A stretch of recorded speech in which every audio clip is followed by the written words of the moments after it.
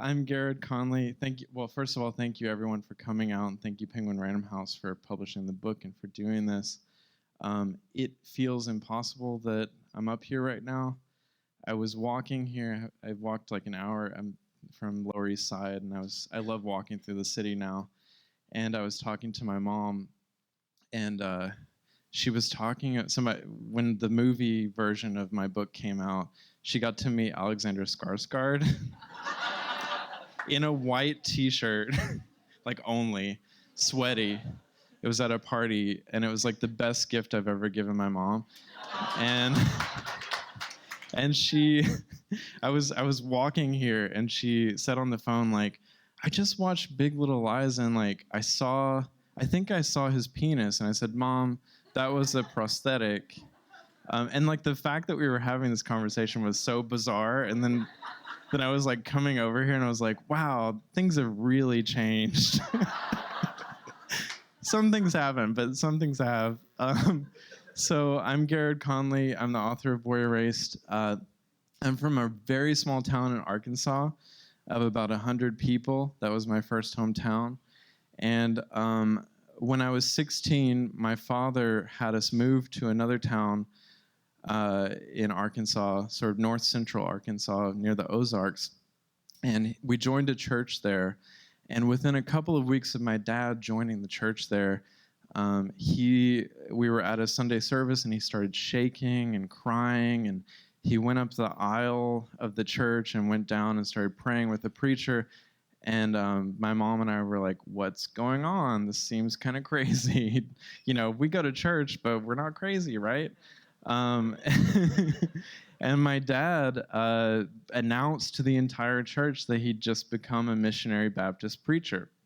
And I have a girlfriend at the time, but, you know, my mom kind of has figured some things out, and we look over at each other in the pew, and we're like, uh-oh, this is not good.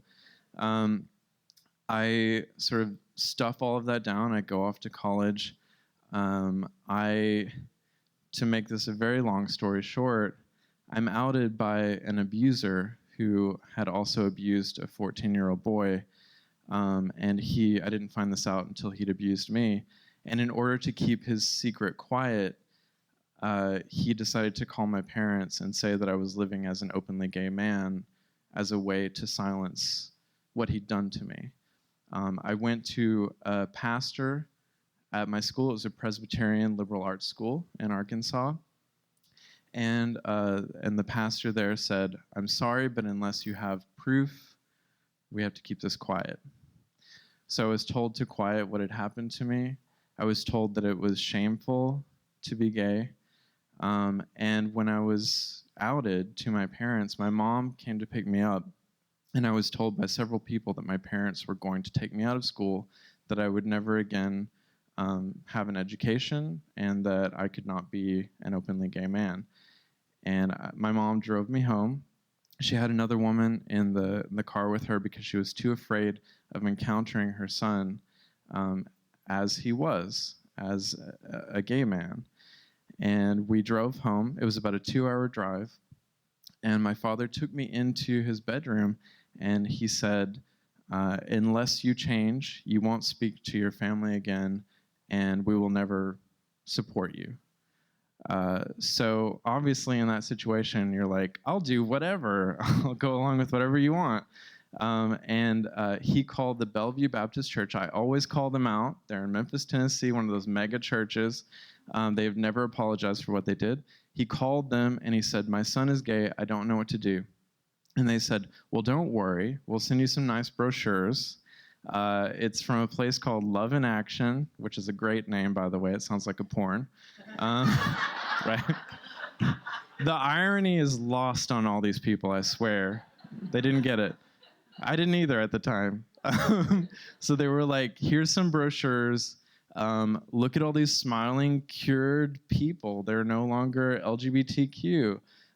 They're totally fine now. And if you look at the brochure, which I have, you know, I went and did a lot of research for this book, and I found the old brochure, and these people are smiling in this way that is just too enthusiastic. Like when you watch it, you're like, that is a gay smile. Did not work. Did not work. But at the time, once again, the irony was lost on my parents. And I ended up going the summer between my freshman year and my sophomore year. And when I went there, my mom and I stayed in a hotel nearby, and I was to go from 7 a.m. until 5 p.m. each day, and every hour was allotted some sort of therapy. And the whole idea was that we were all somehow addicted to our sexuality.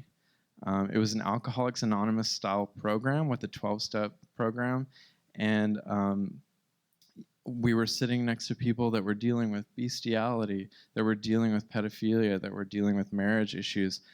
And I know that like a lot of you have shocked looks on your faces when I say that, but it was not shocking to me. The reason it was not shocking to me was that from a very early age, I was told things like, well, if we allow same-sex marriage, then what's next? We'll have people having sex with animals, right? Or if we allow this teacher to teach kids who is gay, he's going to abuse them, right? And so I had internalized so much of that even my own rape did not feel like a rape. I didn't believe that it was rape because I thought that was what gay sex was. That's what I'd been taught. So I'm sitting there in therapy sessions, sitting next to people who are dealing with pedophilia, bestiality, you name it. Everything on the LGBTQ spectrum, we were all placed together. And at first, everything made total sense because it felt like I was in a Sunday school session. It didn't feel any different from that. We did we read a lot of Bible verses. We did some craft sessions that were really bizarre in retrospect. One of them featured naming everyone in my family tree and putting what was called sin symbols next to their name. So if someone had had an abortion in the past, you put an AB next to their name. If someone had ever gambled, you put a dollar sign. If someone had murdered someone, wow, you put an M. I didn't have any of that in my family. I only had the abortions. And that was meant to tell us that we were somehow, that was meant to explain why we were LGBTQ. So it was like the idea of the sins of the fathers made very literal. So you're looking at it.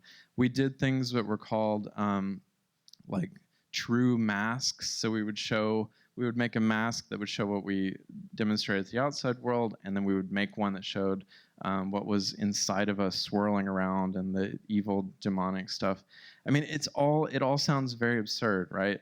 But at the time, it made sense to me, and it still makes sense to so many people in the places like where I grew up, because they've been told these things, like these things that you hear on Thanksgiving that the weird uncle says, right? Which is like, it's totally inappropriate, and he says something about, queer people having sex with animals, and you're like, I'm just not even gonna bother with it.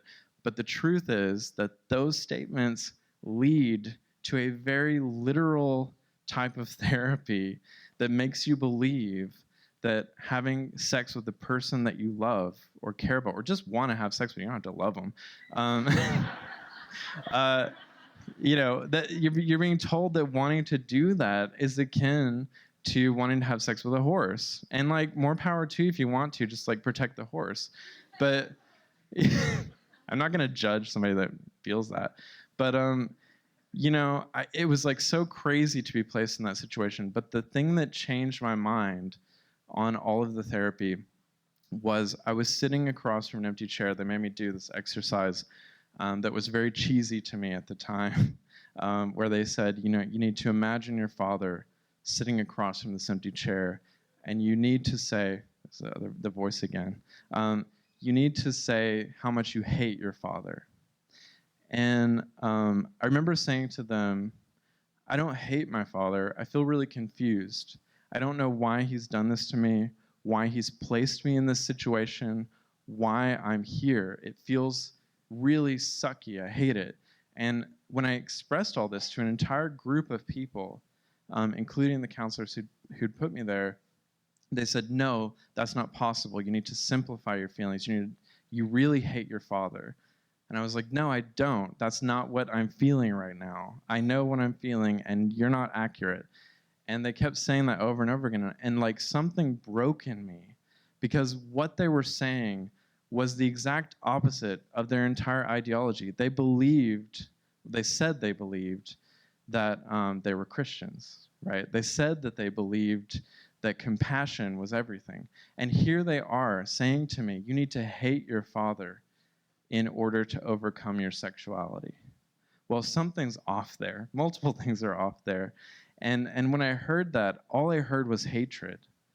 I heard hatred against the kind of particularity that I was beginning to appreciate, the kind of nuance that I started to love in literature that I'd read in college, or in just discussions that I'd had with people, where you can have more than one feeling. You can dislike your father right now and also feel like really confused and still love him. And they were trying to simplify it to this place that wasn't even realistic anymore. It didn't feel like what it felt like to be a human being. So I walked out. I gathered my belongings, which they take every time you come in. And the person that was at the front desk said, you can't have your belongings back. And I said, well, I can, because it's an emergency. I need to talk to my mom. And they finally gave me my phone. And I called my mom, and my mom showed up. And the minute she showed up, the counselors came up to the side of the car, and they said, well, he needs to stay so much longer. He's extremely gay. It's not working. You gotta really, we need 3 months, a year. And like, for real, they wanted me to stay out of college and use all of that college tuition for their funds. Yeah, right? I didn't find that out until later, by the way. I got really pissed. They were making like $1 million a year at this place. So they come along to the side of the car, and they say, like, he really needs a lot of work. And my mom said, for the first time ever, because she'd been watching me waste away, she said, I don't know why I've never asked this, but what are your qualifications?